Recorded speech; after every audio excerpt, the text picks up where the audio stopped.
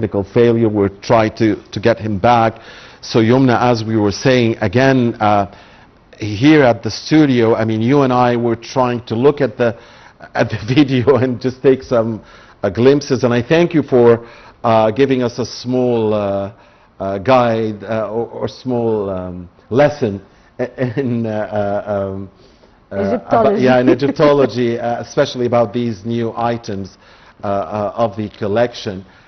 Now, there must be a great economic, positive economic effect for the opening of such a great facility like GEM. Talk to us about that awaited positive economic effect. Mohammed, maybe we don't have that much oil. We don't have that much, resources and other things. We do have, but not that much. But our treasure, I always say tourism is the backbone pillar of our economy. But this is very important because tourism will bring you the foreign currency. Tourism will put you always on the spotlight. Tourism also will send the correct message, because sometimes we get tourists having a wrong message about Egypt or misunderstandings about Egypt. So tourism is very important for the economy, bringing the foreign currency, but also very important for the image of Egypt in the world and correcting lots of misunderstandings. If you look today at the opening of the Grand Egyptian Museum and how the world is looking at us. The world is looking at us today because we deserve that. And the most important thing that we need to keep up this level. We need to keep up this level. I will go back to when we did the transportation of the the royal mummies from the Tahrir Museum to the National Museum of Egyptian Civilization. April 2021. Exactly. And that was a critical time, by the way. We had the COVID, and the Egyptians gave the world a role model of discipline, respect, and how to be very honorable in doing things. We stayed at home. Everybody watched the event on TV. Today, look at the people. I mean, I was coming here, the people watching, everybody's watching on TV, the screens in the street.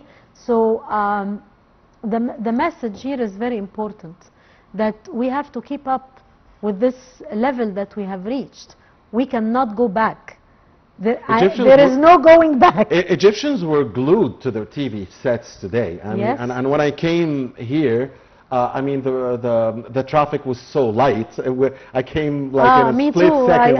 I came in a very quick time. Exactly. And that meant, and we can tell by our entourage, that most Egyptians were glued to the TV sets, watching this historic moment. Definitely.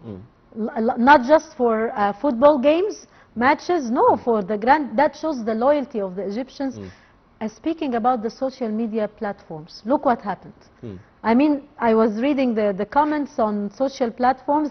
AI is busy making photos of Egyptians in ancient Egyptian costumes. Right. Everybody, I have friends who are not in the tourism business at all. They are proud of their ancestors, proud of the ancient Egyptian costume. Look at this feeling.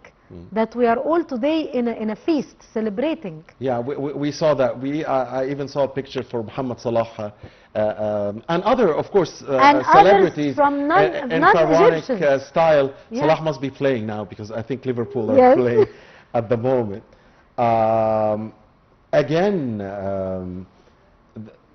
the 1st of November 2025 will be remembered forever. Not just for Egypt, but we hope for the entire world as this opening of the biggest cultural city in the world. The fact that the GEM overlooks the Giza Plateau, it overlooks the pyramids, it overlooks the Sphinx. How does this add to the glory again of this place? Well, I mentioned earlier that the GEM is the new pyramid in Giza. It's a new pyramid. People will come to see what we built 1,000 years BC, and they will come the same time, the same day. We have now in the touristic programs Giza pyramids and the gem. In most of the touristic programs, they are done in the same day. Here is very important. I'm doing the link between the new pyramid of the Egyptians and the ancient pyramids. And history is connected. Our history is our future. Our history is our future. This is very important. And when you look today at the gem in this World Heritage Site, because Giza Plateau is a World Heritage Site by the UNESCO. So you're adding another World Heritage Site. I would say the gem is a World Heritage Site. The gem is amazing. It's a culture hub, as we said. And now, as I mentioned, we have an area for hosting events and ceremonies and concerts. Where in the world would you like to have an event overlooking the Great Pyramids of Giza? What better scenery? In what better August, weather as well? Yeah, in August 2024, we had 2,000. We had an event at the gem, and I had the honor to actually propose the idea. We had 2,000 international scouts from all over the world, because Egypt was hosting the World Scout Conference. 2,000, and we choose to do the Egyptian Day or the Egyptian event at the gem, even before its opening. So the gem became a destination for hosting events even before its opening. Fashion shows, without mentioning the big names in fashion show, they had at Giza and at the gem. And also it became a place for hosting events like a billionaire wedding. Why not? It's a culture hub. They're not going to do the wedding or the event inside the display, so people don't get it in the display area. But we have a distinguished area, commercial area, and a venue for hosting events. And this is how it's going to affect our economy as well. So it's not just for tourism and seeing the museum and the display area, but also for those events that will bring the revenue to Egypt. I liked it really, Yomna, when you talked about the bridge between the past and the future, and between history and innovation. And I guess technology plays an important role at GEM. Could you just briefly talk to us about the technological tools that are going to be used at I had the honor to visit the Conservation Center several times before the opening. Yes. And we used to take VIP guests to the Conservation Center. The Conservation Center of the Grand Egyptian Museum is the most advanced, equipped with the most advanced technology for restoring Egyptian antiquities. From the non-destructive X-ray to the analysis of the organic objects to using the Japanese paper. We discovered something amazing, that this Japanese paper, the washi, that protects and covers the monuments to protect it and like copy its form. So the technology there at the Conservation Center, and by the way, Egyptian restorers working there, again back to your point, preservation of the Egyptian monuments is our responsibility. They are working there non-stop. I've seen them. The restorers, the Egyptian restorers are doing a great job.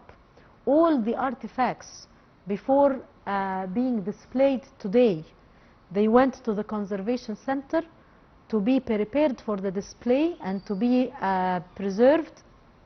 So they moved to the display area in its best form. One final comment, Yomna, on this historic day and what will you see us still remember. You told me that on November the 5th, you will have 78 or 79? Yes, we have a group of American guests. Yeah, 78, I think you said? Yeah. So what's the first thing you're going to be telling them? Because I'm sure you're looking forward to that. And I'm sure everybody would like to join. Come on, let's bring the cameras and come and join the tour and get the reaction of the people, our guests. Yeah. So a final comment from you here on this historic 1st of November 2025 as we wrap it up. A final comment.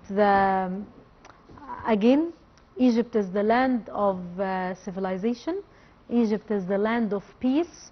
Egypt is the mother of the world, and the Egyptian treasure is our history, our monuments. This is our treasure. We need to put our hands together with the nations of the world to preserve this. And dear Egyptians, be proud, head up. Tonight is a day to be remembered, and I will say to my guests, the first thing I will say to them, welcome to the land of eternity. Egypt is built for eternity. And Egypt is sharing its heritage with the rest of the world and celebrated with the world today.